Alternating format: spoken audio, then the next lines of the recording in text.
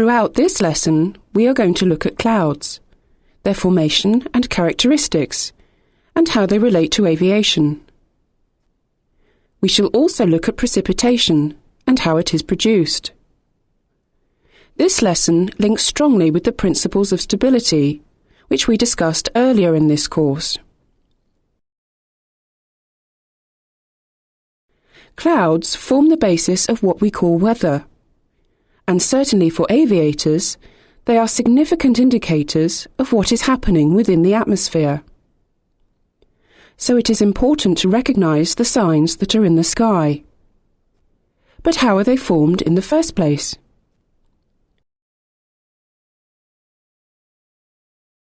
Cloud amount is measured in octas, or eighths of the sky. Imagine the whole sky is divided into 8. The number of eighths of coverage is given for each cloud layer.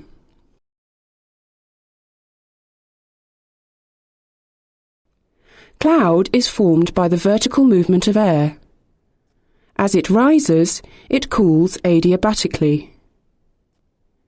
If enough cooling takes place, saturation is reached, and the water vapour condenses out into cloud droplets.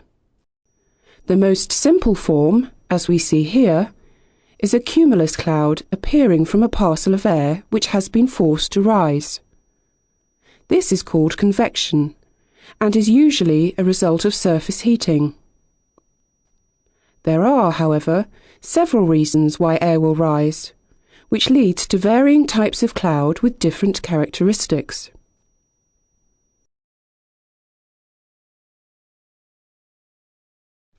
Let us look at the convection process in a bit more detail. Consider a parcel of air forced to rise by surface heating.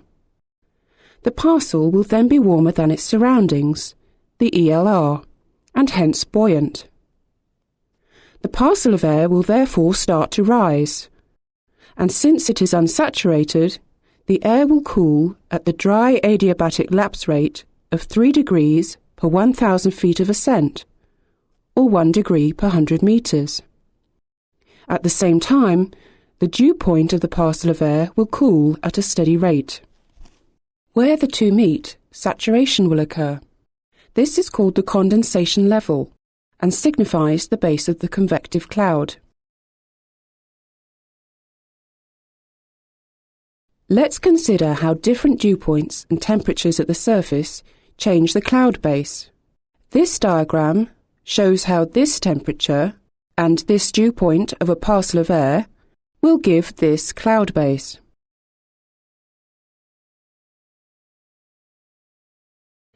If, during a summer's day, the temperature continues to rise to this point, and the dew point falls to this point, then the cloud base will gradually rise to this point.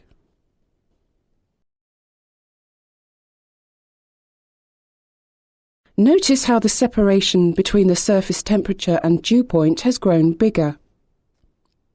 We can see, therefore, that if the separation between surface temperature and dew point is greater,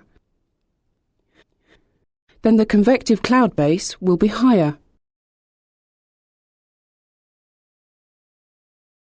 An approximate way of calculating the cloud base in feet is to subtract the dew point temperature from the dry bulb temperature and multiply the answer by 400.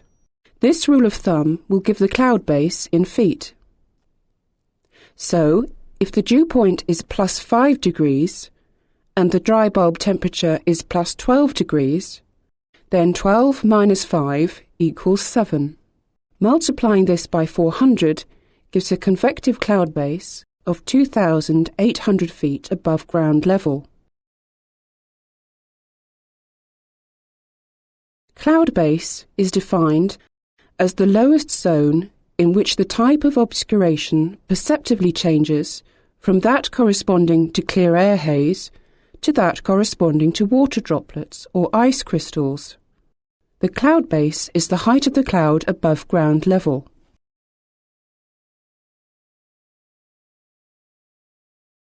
How do we measure cloud base height? Well, there are several ways. The most obvious one is from aircraft reports. Another way is by balloon. A balloon is released which has a known rate of ascent. The time it takes to disappear into cloud is measured, and the height of the cloud can be calculated. Currently, laser cloud-based recorders are used at most military or larger civilian aerodromes to measure cloud-based heights accurately. These fire a laser beam upwards, which interacts with the cloud it encounters. A proportion of the beam is then reflected back down to ground level, where it is picked up by the receiver. These are known more commonly as ceilometers. At night, we can simply shine a powerful beam of light directly upwards. This gives a spot on the underside of the cloud. Applying trigonometry and using an instrument called an alidade, the angle of the spot is measured and the cloud base is calculated. You may have heard the phrase cloud ceiling, as in CAV OK, ceiling and visibility OK. Cloud ceiling is defined as the height above aerodrome level of the lowest layer of cloud, of 5 octas or more.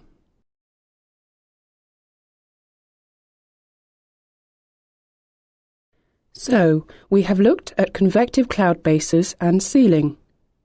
What about cloud tops? The top of the cloud is a fairly simple concept in that it represents the transition into clear again, noted by a sharp reduction in the relative humidity. On a convective day, when we have cumulus clouds, as we see here, the bases of the individual clouds are usually at a fairly constant level, whereas the tops are at a multitude of heights above ground level.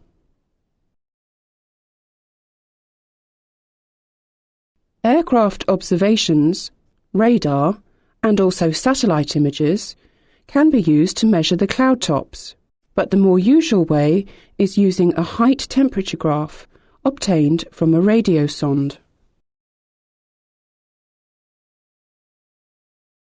On our graph, notice how the cloud stops at the point at which the SALR meets the ELR. This part of the ELR is known as an inversion, because the temperature starts to increase with height.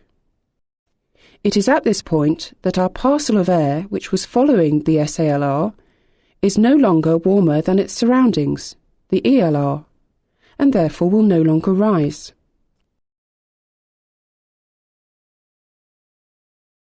So far, we have been considering convective cloud, where a parcel of air is either buoyant or stable in the atmosphere, and so will either rise or remain stationary, depending on its temperature and humidity. But what about layered cloud, like this? Let's consider our temperature height graph again. If, on our graph, we introduce another line, called the dew point curve, to go with the ELR, or environmental lapse rate, it might look something like this. These two curves together show us how moist the air is, and are typical measurements that are taken by a weather balloon. If they are close together, the atmosphere is very humid. When the temperature of the rising air is the same as the dew point, we have saturation, and cloud will form if cooling continues. The graph can tell us this, and shows where layers of cloud could be found. Here, and here, we would expect to find layered cloud, such as stratocumulus or altostratus. Whereas here, the ELR and dew point curves are well separated, so we expect clear, unsaturated air, and hence cloudless conditions.